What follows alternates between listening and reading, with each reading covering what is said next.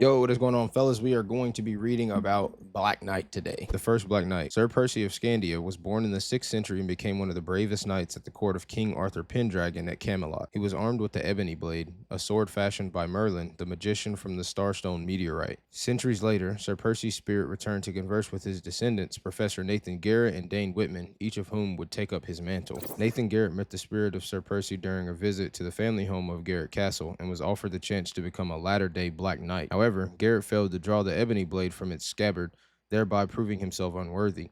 Determined to become the Black Knight by other means, Garrett developed a lance that fired energy bolts and embarked on a criminal career mounted upon a genetically engineered winged horse. Garrett battled the Avengers with the Masters of Evil, dying in a fight with Iron Man. Before passing away, Garrett confessed his crimes to his nephew, Dane Whitman, and begged him to restore his honor. Initially mistaken for the previous Black Knight and attacked by the Avengers, Dane Whitman soon gained their trust and joined the team. He was able to draw the ebony blade, but the sword itself had been cursed, evoking a lust for blood and violence in those who wielded it. Dane joined Captain Britain in M113 during the Secret Invasion, taking on the new hero Excalibur as his squire while protecting Britain from the Skrulls. While fighting the forces of Noel, Dane learned the Ebony Blade's curse wasn't the reason for his family troubles. Instead, it fed on their existing darkness. The darker and angrier the wielder's thoughts, the stronger they would become. Dane decided to channel its inner darkness through the sword to fight the King in Black's forces. Dane learned more of the sword's secret shortly after finding out he had a grown daughter, Jax. Alright, y'all, my camera is like absolutely tweaking, so I'm not gonna put it for the rest of the video. Sorry. When Mordred returned, Dane also learned that Merlin hadn't only created an ebony sword, but also an ebony chalice, staff, and shield. Mordred sought the objects to increase his own power. While trying to stop him, Dane learned that Merlin had exploited the original Black Knight, making him the shadow that defended the light, but also bringing about the fall of Camelot, so it would become an even more powerful idea.